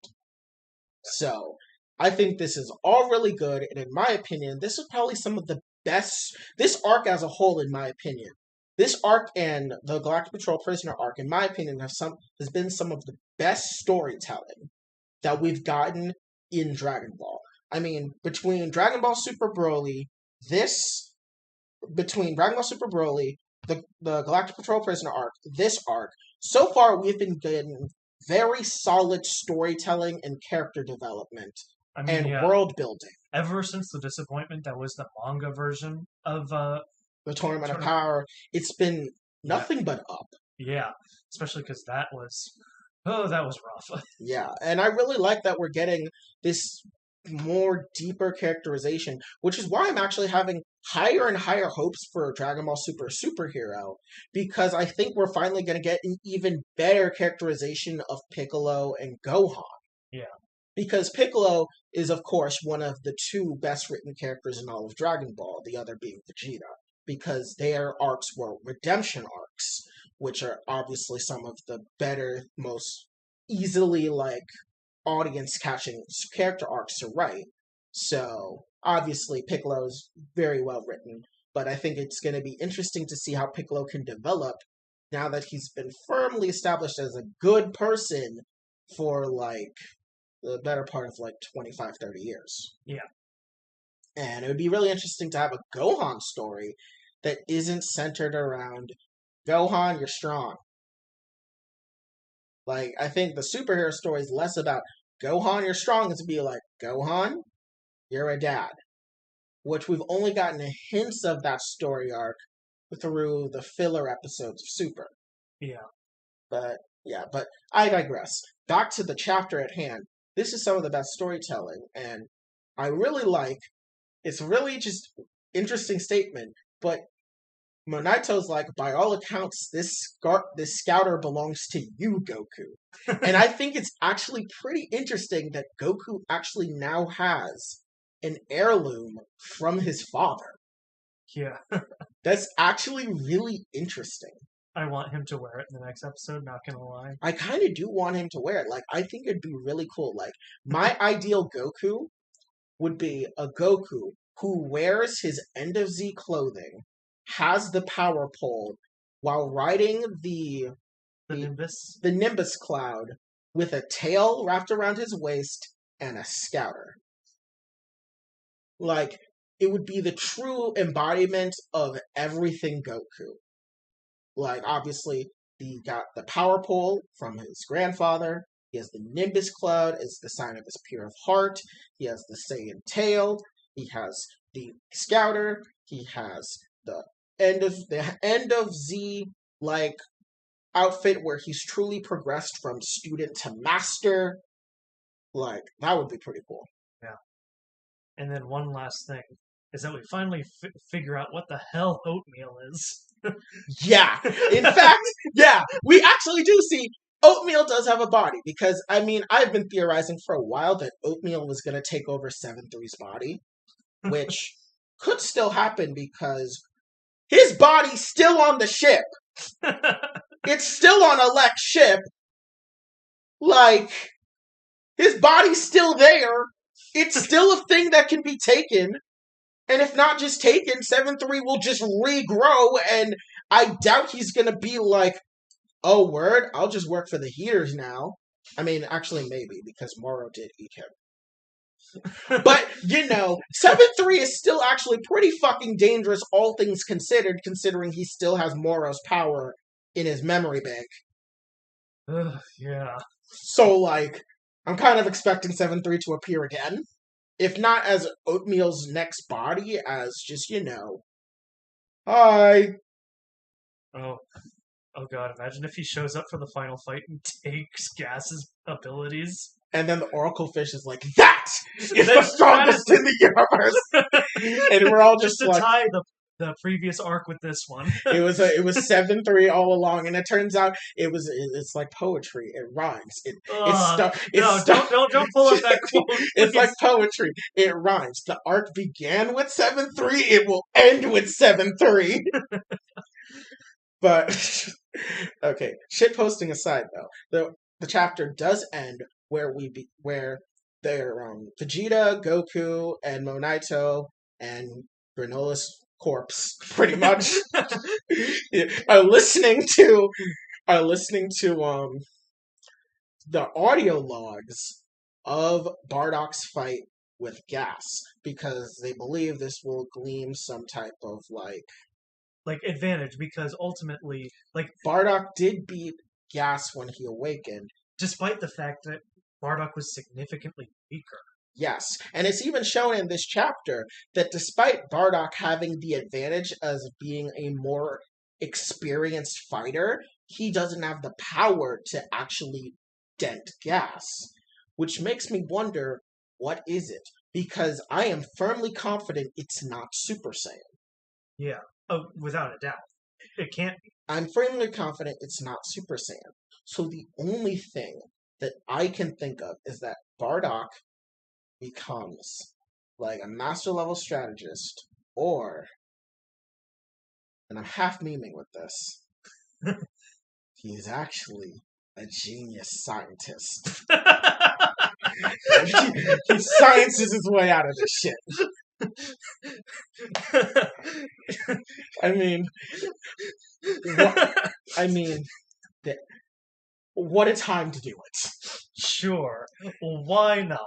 No, non like once again, shit posting aside, I'm thinking, what if he does what Broly does and harnesses the power of the Great Ape to fight Gas? Because it is noteworthy that Bardock, I feel like it's more substantive than that because that would just equate to a power up, yeah, which would not help Goku at all right yeah. now.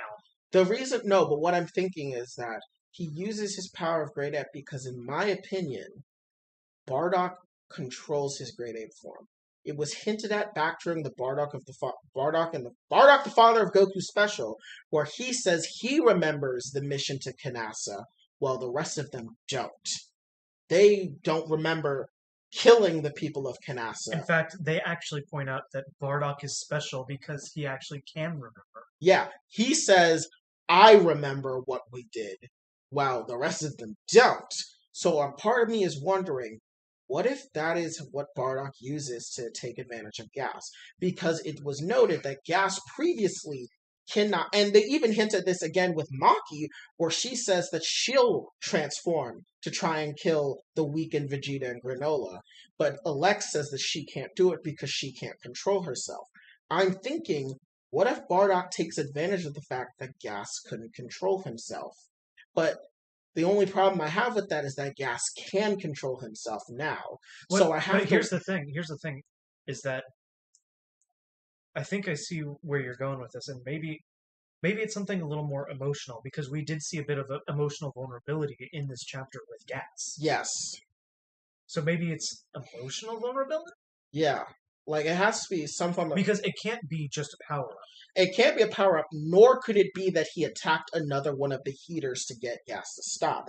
Because from what it sounds like, the only one that remembers is Alec, and Alec doesn't care to remember who Bardock is. Meanwhile, Gas does remember Bardock because Bardock beat him. Yeah. But also, it couldn't be that Gas lost control and Bardock took advantage of that because Gas remembers that Bardock beat him here. You could still make it feasible that he remembers. Again, we're just speculating, so Yeah. it's all up in the air. I mean, hopefully next month we'll definitely get more about this because this has now been this is now considerably a long-standing plot point about Gas's trauma. Like, it was introduced when Alec and Gas first landed, that Gas had some unresolved trauma on planet Serial. And at first we didn't know what it was, and then it turned out to be Bardock, which was actually pulling on a plot thread from the fact that we saw Bardock in literally the first chapter of the arc as a cameo, so we thought. So, this has been, a outstanding plot thread that's finally gonna get solved. Yeah. Yep. Now, Which now, I'm wondering, will that finally tie into the last plot thread, which is, what are Alec's other questions to Zuno? yeah, we still gotta figure that out. Now, I want to wrap up this review with one more revelation at how shit of a Namekian Monaito is. Honestly, 20 minutes! He can't heal Granola in 20 minutes to what Dende can do in 5 seconds. I know. Monaito is a shit Namekian. It's so fucking bad at this point. It's honestly so embarrassing how fucking worthless he is. I mean, Kami is definitely much older than him than he was at his prime. And he was still able to, fight good. What was it? When Bardock used his scouter on Monaito in the past, Monaito was just barely under Kami, meaning since then he's probably gotten weaker. So he's yes, so fucking the only thing he's good for is basically telling Goku about Bardock and giving him the scouter. Because, mind you, he gave them a broken scouter, and the only reason it's working is because Vegeta and Oatmeal know how to fix it. But yes, 20-minute heal time, 20 minutes to not even fully heal Granola. Oh no, 20 minutes was the speculated time that gas would return. He wasn't even confident he could finish in that time, so it's even worse than I'm thinking. Exactly. And mind you, this is a Granola that I hit with the worst 3-piece combo we've ever seen in Dragon Ball. This nigga has both his arms broken, he is blinded in both eyes, and there's a gigantic hole through his fucking chest. And guess who was able... And he was fucking drowning, by the way! He was dropped into the fucking ocean, too, and was drowning! And guess who was able to fix those exact wounds in 5 fucking seconds? Motherfucking Dende. God damn it! Not only did he fix a hole in Krillin, who was drowning at the time, but he also fixed a hole in Vegeta. Yeah, like it's so fucking bad. How man, I know they said Dende was a prodigy back in the original Dragon Ball, but holy fuck, I did not realize it was that bad. That oh yeah, Dende is so good he can heal you in seconds, because apparently everyone else is so dog shit that they can't even heal someone within 30 minutes. Granola literally has one leg in the fucking grave, and Monito is doing what is basically throwing a blanket over someone that's literally dying of extreme hypothermia. It's yeah, the blanket would help, but you know what would help them even more? Getting them out of the fucking cold! Yeah. Oh my god, Monito is as fucking worthless as Hisui and Avalugg is as fucking terrible. Goddamn, Monito is so fucking... God! And do you know what's the worst part? Is he's worthless, but he has that sliver of value in just making sure they don't immediately die. But at the same time, he has the biggest target pointed on his back because he's so worthless. I think that's a good end to the segment. Yeah, that was a good ending. It was a good ending. Oh yeah. As a rating for the chapter, I'd give it a 9 out of 10. I'm willing to give it 8.59 out of 10. It was pretty good. It was a really good chapter. Probably some of the best storytelling we've gotten in modern Dragon Ball. And thankfully ended the almost a year-long fight. Yeah. Because, oh my god, that was getting draining. Yeah, it's been nothing but non-stop action, which you would think wouldn't be a complaint for a series like Dragon Ball, known for its non-stop high-octane action. But we needed a bit of a breather. Yeah. And this chapter was a much-needed breather. Yeah. Anyways, moving on to our next topic, you wanted to talk about Moon Knight and how it's coming out in 1 week. Yes. It's super exciting. Marvel is dropping a lot of featurettes. They're hyping this up like crazy. Oof. I am all in on this because, honestly... Actually, I haven't seen some of the featurettes, so you're going to have to tell me. The only thing I know is that they showed a bit of what it looks like when he transforms into the suited Moon Knight. Yeah, I did see one of them where he was actually talking with one of his other personalities. That was really cool. His alters. Yeah. That's actually the medically appropriate term. Okay. His alters. Yeah, so he was actually talking with his alters, which was not a Moon Knight associated one, actual he was actually looking at a reflection of himself and it was talking to him. Yeah. So. And then there's just been a lot of buzz about how you're going to need to watch this series multiple times in order to get everything. So there is a lot of hype behind this, and that is very much reflected in my perspective on this show. Yeah. Especially because, the show side of Marvel has either been, on the lower end of excellent to mediocre. Yeah. It really has. I've definitely, especially since watching the Batman and Spider-Man Far From Home. No Way Home. No Way fucking hell, I keep making that mistake. And Spider-Man No Way Home.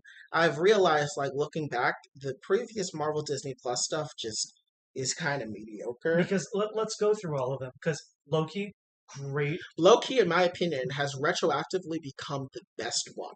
Yes, Loki is actually really good because it introduces a lot of new cool concepts, and has really good characterization. But also, Loki doesn't focus, in my opinion, so much on cameos. Yeah, Like, it doesn't. it really doesn't. Meanwhile, WandaVision started out strong, but it fizzled out way too hard at the yeah. end. Falcon and the Winter Soldier just It was average. It had very good commentary, but it was nothing more. felt like there was something missing. There was a lot. And then we got What If, Which was the mixed bag, which we were probably expecting, but its highs were really high, but its lows were intolerable. yeah. And then Hawkeye, better than Falcon and the Winter Soldier and WandaVision. I mean, it had some really good characterization and character moments in that one, to its credit. Yeah, and But- some good cinematography moments as well. Yes, yes. Which, yeah, it's been not a very consistent road for the Disney Plus stuff. Meanwhile, on the movie side, No Way Home was it just blew everything out. Yeah, No Way Home blew everything out, and before that, Shang-Chi was pretty good. Shang-Chi was pretty above average. Black Widow, little below average. eh. It was Venom, even though that wasn't like Disney, it was still like eh. And then Eternals, very divisive. I liked it, but I can see where people didn't. yeah. So All that culminating into Moon Knight, and I completely forgot, but I just looked at the calendar. Morbius as well coming out next week. yeah, Morbius comes out next week, Friday, so we will probably talk about our last minute hopes next week on Morbius. yeah. Especially because, like, That as far movie as got I'm, delayed. yeah, especially because they're taking the anti-hero approach with him, because he was originally first a villain and now like is more commonly associated as an anti-hero now. Yeah, I think just like Moon Knight, Morbius first appeared in Werewolf by Night, or because I know he's mainly a Spider-Man villain, but I think he did first appear in Werewolf by Night. I could be wrong. Right. But with Moon Knight, just seeing like all the hype behind it, like Marvel is pushing this one hard. I think this one will be the one. I think this one will be really good because it's telling pretty much a new and unique storyline. Yeah. Because the villain is, well, the villain was a literal half-note generic Nazi scientist character that has never been seen again. Yeah. Yeah. And now they basically remade him to be David Koresh, Oh but wow! with I dogs. just got a notification on my phone for Moon Knight. Oh my god. What timing? But yeah, so in terms of what I'm looking for, it's going to be very different this time around because I'm not looking for any like comic book stuff this time. Yeah. Like in this time, what I'm looking for is I want to see how creepy they want to go with this cult shit. Yeah. Because I think cult horror is actually very underrated. Yeah. It's very easy to fuck up, but I think it's pretty underrated, and I think it'd be really cool to see cult horror, especially through the eyes of someone who is mentally unstable in Mark Spector. Yeah. And then one thing I'm also looking forward to is what I think Hawkeye did really well with Kate Bishop is justifying their place in the MCU. Yeah. Because I think they did that well for Yelena. They did that well for Kate Bishop. I want to see them do that here with Moon Knight. Yeah. And I think they're going to be able to do that pretty well without it feeling like you had to constantly reference other aspects of the MCU. Right. Yeah. So I think, like, I'm excited because one, Oscar Isaac is an amazing actor. Yes, and Ethan Hawke is also an amazing actor. And we need to see Oscar Isaac at his best because he got snubbed in Star Wars, and I want to see him out in full force. He got snubbed in Star Wars, and in his limited role he had in Dune, he was good. Yes. And from what I've heard, he was great in Ex Machina. Yeah. So I'm really excited for this movie. Have you seen Ex Machina? No, I haven't. It's on my list of things to watch. I do recommend it. It's really good. Yeah, what was the movie I just recently watched? I watched The Devil's Advocate recently. I have not watched that. It is probably the best Al Pacino performance ever, in my opinion. Better than Scarface, better than The Irishman, better than Godfather. I think this is the best Al Pacino performance, and Keanu Reeves is also super good in this movie. Yeah. The Devil's Advocate would highly recommend, but that's not Marvel. We're talking about Marvel right now, Yes. which is actually this is the first time in a while we've talked about Marvel on the podcast. Yeah, We took an extended break from talking about Marvel. it's been since December.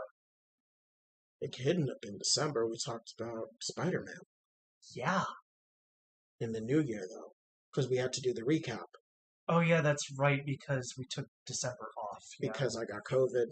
Oh yeah, so it would have been like the start of January. Yeah, in January we talked about it, and So, then yeah, but we did talk about Moon Knight when its trailer came out during the Super Bowl. But we haven't actually like reviewed Marvel content in a very long Oh yeah, time. our review that has been a while. Yeah, so next week we're coming back to Marvel reviews. Which will be We took great. we took a break for the Star Wars reviews. Yeah. So, but yeah, this is going to be. I'm just really excited to just Now get back to Marvel. it has been confirmed, and I know this is going to disappoint you.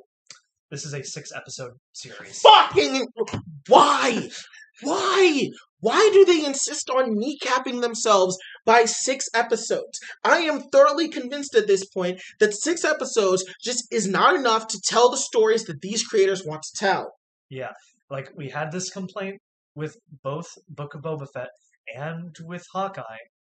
These series are getting really short, and now that they're getting shorter, Like, I do not like this. I don't like the 6 episode structure. especially with a character as complex as Moon Knight. Exactly, because this is unlike the rest of the stories that we've had. Like the previous shows that we've had are shows that didn't introduce other characters. They were built off of pre-established characters from the movies. This is the first show that will be working with an entirely unique main character and an entirely unique villain. New to the MCU, has not been seen in other MCU properties prior. I don't have much hope, in my opinion, that 6 episodes will be enough. The only reason I think they could pull it off is because they're working with a basically non-character in Ethan Hawke's character, meaning that they can tailor the story more around Mark than they do the villain. Yeah. That is the only saving grace into what can make 6 episodes work. But for the love of Christ, why? Especially because they just put the Netflix Marvel shows onto Disney Plus, which are 10 episodes. They're 10 50-minute episodes. They're 10 50-minute episodes, and they work because they have given themselves enough time, if anything, to tell stories. Those are 3 times the length of things we're getting now. Yeah. And so, for the love of Christ, Disney, stop with the 6 episode bullshit. I know you're gonna pull that shit on She-Hulk, and I know you're pulling that shit on Miss Marvel too. I don't like it. You're doing it with Obi-Wan too. Stop it. Give your creators more to work with in terms of storytelling. This 6 episode thing, I guarantee you, is some corporate mandated bullshit off of audience retention time from some aggregate about people's watching habits. And I hate the fact that they're probably pushing it based off of studies like that instead of allowing stories to be told in their entirety. I don't like the corporatization of making stories to fit within like what is statistically more likely to make you money than allowing a story to be told in its totality. Stop it. Get some help. Like, I just don't like this. I don't like the 6 episode structure. I do not like it.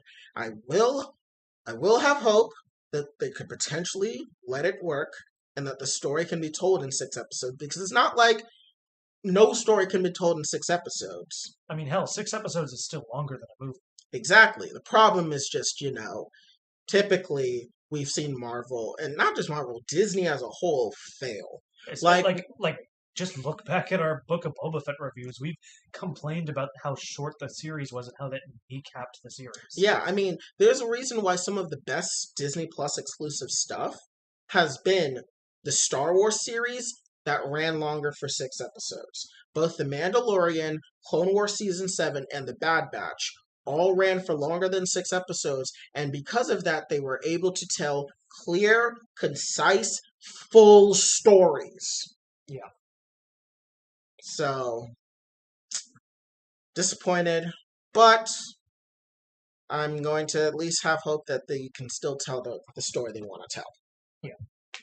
And obviously, I know they need to hold some stuff back for a season 2, but, like, look at how much Daredevil, Jessica Jones, Luke Cage, and Iron Fist, and Punisher were all able to pull off with their episode times, and able to tell us still fresh and unique stories for their season 2s. That also built off of their season 1s. Punisher, less so. Yeah. Because let's be honest, Billy Russo in Punisher Season 2 is practically an entirely different character from the Billy Russo in Season 1. Honestly, the fact that he had a different haircut made me think he was an entirely different actor. The amnesia plotline was so fucking dumb. Yeah. Okay, but we're not here to complain about how Punisher Season 2 is arguably probably one of the worst of the Netflix live action stuff. Yeah.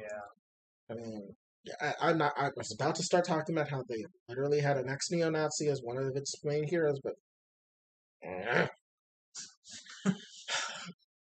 so instead of talking about that, let's talk about Afghanistan. That was not a good segue at all. You're going to have to redo that. I'm sorry. Okay, so instead of talking about the religious fundamentalist that was the Pilgrim in Punisher Season 2, we're going to talk about the real-world religious fundamentalist in the Taliban and their current rule of Afghanistan. Fine. That could have been dealt with a little more tactfully. I was really trying to stop myself from ranting about why I dislike how they treated the Pilgrim and how they basically made him somewhat of a likable guy, despite the fact that he literally works for white supremacists, but Afghanistan.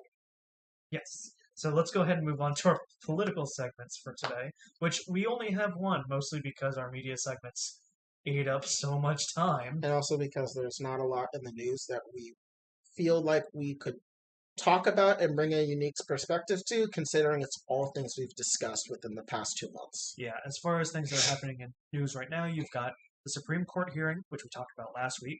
You've also got a lot of developments with COVID, which we have talked ad nauseum for the past half year. And then what was the other thing? Oh yeah, Russia, Ukraine.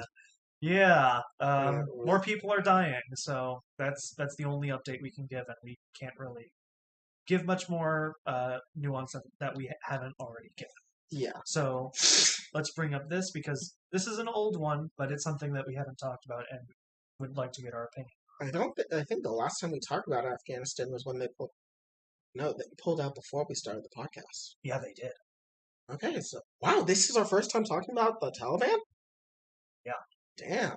So the reason that we were talking about this is because the Taliban has now pulled the ability for young girls to enter secondary schooling, which is past the 6th grade, for God knows how long. Yes. So, where is the article? Okay, yes. So basically, this is a surprise move. The Ministry of Education in Afghanistan was completely taken by surprise because they were not. This was not what was planned. This was not what was planned. It was originally agreed upon when the Taliban took over Afghanistan. They said that they were not going to be rolling back women's rights because they wanted to legitimize themselves in the eyes of the rest of the world. Because, you know, the fucking Taliban, they're a barbaric, far-right, like, Muslim nationalist, like basically a theocratic, basically fascist theocracy running Afghanistan. And now they are the government. They are what runs Afghanistan now. Yes. With the government that was instilled by the U.S. Crumbling. No, not even crumbling. Just completely dissolved. Yeah, but then again, that's also because there wasn't much of a foundation for it to work to begin with. So now it's been replaced by the Taliban in late August? Was it August or September that it happened? It was August. Yeah. Late August was when we pulled out, because that's when the plane incident, that's when the terrorist attack happened, and then the plane incident where the refugees fall off the Yeah. plane. So again, this was a surprising move. I mean, let's just say we had no faith that the Taliban was going to uphold women's rights. I was gonna say, is this really surprising, considering everything we've known about the Taliban thus far? Wait, did I word that wrong? You said it was surprising. I said, oh, I meant it wasn't surprising. Yes. Like It's we not should surprising. we should not have been surprised that they are pulling back women's rights in Afghanistan. Yeah, I mean, the only good thing the Taliban has been doing for the past 20 years is been fighting ISIS. And that's because ISIS, believe it or not, are worse. Yeah. That's the worst part. The Taliban is probably one of the better factions to take over from the provisional government of Afghanistan simply because the other option is ISIS or Al Qaeda, both of which are worse. I mean, sure, you can look at it that way, but let's not compare them, please. I mean, we kind of have to because we kind of did back the Taliban in their war against ISIS. Fair. We did back them in their war against ISIS. But so, getting back to the substance of everything going on. So, again, this is a massive pullback from women's rights because, again, being able to get schooling should not be a big deal. Especially it's the as 21st century. Especially as Americans, where it's a right that we've had for God knows how long. Or not us, but like women in America have had that right for the longest time. Yeah, but not just America. Outside of America, around the world, women have been in places of education at various different time periods for a while. And while it's definitely not been universal in every country for extended periods of time, by this time, in the 21st century, the idea of women not going to school is something that we rightfully call barbaric and archaic. Yeah, I only bring up the U.S. just to have, like, to relate to an American-centric perspective. Yeah. But, yeah, no, outside of the U.S., of course, women, it's a standard women get education. Yeah. In fact, there's, various different studies about how women are now getting educated more than men in America. But that's a different issue. But in Afghanistan, we are now seeing that women are not able to get any form of secondary education, which I feel is because women needed some form of education in the 21st century Afghanistan society, but they don't want them to become too educated because then that leads to the potential of the women usurping the man in terms of their ability to provide for the family. Because in the government that Afghanistan had, in the time that the U.S. occupied it, correct me if I'm not wrong, I'm sure women had places of power in that government. Yes, correct? Women's rights jumped up several degrees during the American occupation, which is probably one of the only good things you can say about what America did in Afghanistan compared to the laundry list of horrible things we did do. One of the only good things we did was we made it possible for women not just to be educated, but to take footholds in power and to make their opinions known and to be able to speak authoritatively on issues just as much as their male counterparts could. And unfortunately, one of the bad things we did is we couldn't keep the Taliban out of there. Exactly, because we are not good at nation building, and we probably prevented Afghanistan from moving into the 21st century by doing what we did there. And in a lot of ways, we probably did ruin a lot of women's. We probably, as a net sum, we probably did push women's rights back in Afghanistan by virtue of making the country what it was, instead of letting it probably naturally progress, where the Taliban probably wouldn't have gotten as much power. But neither here nor there. The problem is that we live in the now. America did what they did. We can't change it. And the Taliban is now taking away one of the rare few great things that was happening in Afghanistan while America was there. Yeah. And this is going to be terrible because, for one, it's very difficult to take away a freedom once you've had it. Yeah, and especially because now, say you're like a teenage girl who's about to enter 6th or 7th grade, and then you age up, and then say in 10 years the right is given back. What happens to everyone who got skipped out because of the Taliban's actions. Yeah, you're going to have a generation of women that will have just a gap in And education. and then remember, the previous generation of women had places of power. Yeah, which I feel like they're not going to take this sitting down because, I mean, they were fiercely independent.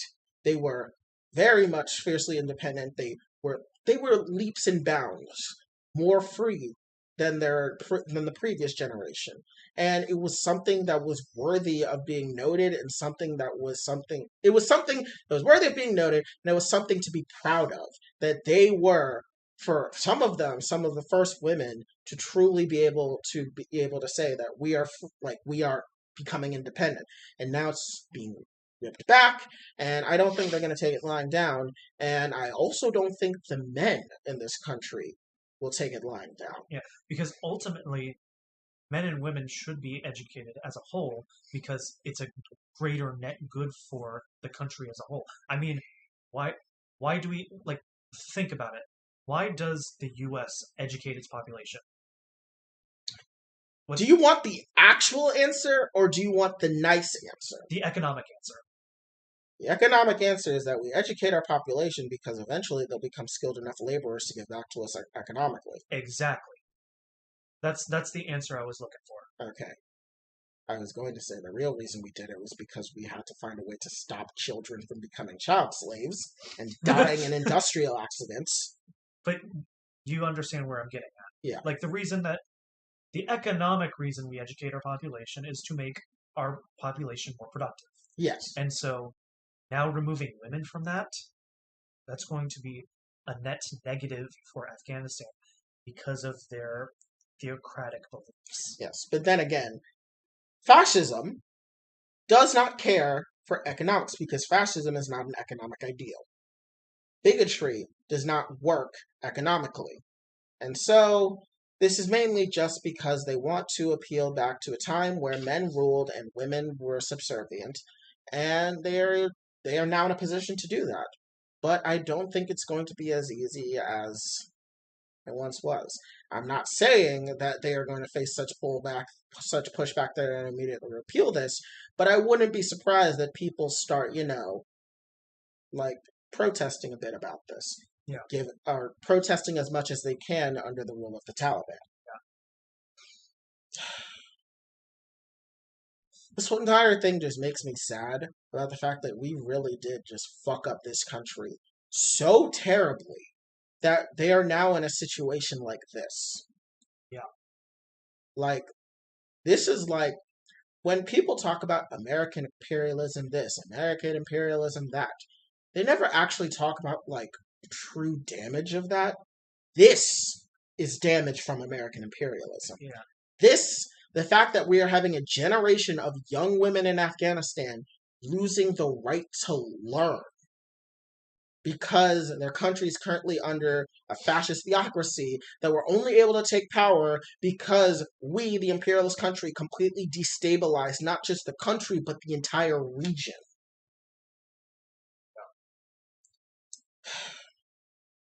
And we were also so dogshit at nation building that we just let warlords run around. Yeah. It's really sad, and it definitely is a huge wake-up call to how lucky we are for the things that we have in our country, Yeah. how much freedoms that we have, and also how important it is that we fight against the people in our country that seek to take away freedoms. Because while some people may look at this and be like, wow, that's so terrible, but that's Afghanistan. We expect it. The ideas that led to the Taliban doing what they're doing now are not unique to them, and they are very much in line with ideas that the current American right wing are pushing. And let it be known that there are many people currently in government that are salivating at what the Taliban are doing and wishing they could do the same. So let it be known that this threat is not one that is so far from home. It's really sad that it's happening in Afghanistan, and I hope that the Taliban reconsiders as much as that's worth. And Yeah. I hope that the people are able to protest this as much as they can, given the situation. And this is just an example of what happens when we fuck up something so bad and then leave them to their own devices. Mind you, there was no good way of handling pulling out of Afghanistan, but the fact that we were there in the first place is the problem in and of itself. Yeah, without a doubt. Well, Yeah. I think that wraps up that segment. I think that's a good place to end the episode for today. Yeah, we were going to have a discussion about the age of when you should be allowed to start using substances, but I think we'll save that for another episode because our talks on Mario Kart and Dragon Ball were long. I mean, we were preparing for these for like last week. We were prepping ourselves for that for this week because of how bad last week was. Yeah, we were really like Mario Kart and Dragon Ball we're going to go hard on, and thankfully the Dragon Ball chapter delivered. Oh yeah, because that gave us a whole bunch of stuff to talk about. Like, we have never had this much praise for a Dragon Ball chapter in a long time. I think this is actually the highest rated Dragon Ball chapter we've had since we started reviewing it. Yeah. Because before, we were, for lack of a better term, we were just pretty hard on Dragon Ball for a while. Yeah, maybe it's just us getting older. But let it be known, there are still elements of Dragon Ball that we enjoy, and we love that the writers are intricately writing these characters to a point that we can still enjoy it as older Dragon Ball fans. Yes, I think this is, in my opinion, this is definitely the best. Having Toriyama be the guiding hand for Toyotaro's writing, I think is the best. I think it was way better than when Toyotaro was just working off of Toriyama's loose outlines. Because, I mean, let's be honest here, the Super manga was practically just an advertisement for the anime. That's pretty much all it was, yeah. Especially with how bad the Tournament of Power arc was. Yeah. Meanwhile, once we got to the Galactic Patrol Prisoner arc and Toriyama started working directly with Toyotaro being the main writer, but with Toriyama being his guiding hand, I think they have finally found a proper balance of what makes Dragon Ball good. Yes. And then with those taking up a solid chunk of our episode today, with our political segment, with just our inability to say anything that we haven't already said, I think that this was appropriate to talk about because at the end of the day, we bring this show up because we want people to know the things that bother us, and this bothered us the most. Yeah, and not just because it bothered us, but also because we find it politically important and relevant to talk about. Well, yeah, it's Afghanistan, and that is thousands of miles away from us. The ideas behind it are not so far. Yeah. And unfortunately, as far as things about trans rights and the Supreme Court nominee and with COVID, these are all the stories that have come up this week. Oh, and with Russia-Ukraine, everything that's come up over the past week is stuff that we've already said before, and we didn't feel appropriate to harp on those anymore. Exactly. So next week, look out for our Moon Knight Episode 1 review, as well as our final predictions for Morbius, which will be coming out 2 days after that episode streams. Yeah. Yes. And so, for probably some of you have noticed that Spotify has not been updated with new episodes, and that is solely because we are running into hardware limitations. The laptop that we currently record this on does not have enough space to save all the episodes and their edited forms. So, until things get updated, which they should be updated within the coming months, now that there will be more of a revenue stream coming in for both of us. Yes. We will be able to hopefully start upgrading things, and that will, of course, mean the production value for the podcast will increase as well. And soon we will resume with several episodes being uploaded in bulk to Spotify, and then a return to the weekly updates to Spotify. And then hopefully, once we get an editor, we will have a backlog of segments that will get put onto the channel, and so on. Right. Anyways, I am your host, Shiny. And I'm your host, Sovereign. You'll catch us every Wednesday at 7 p.m. Eastern, 4 p.m. Pacific, and I hope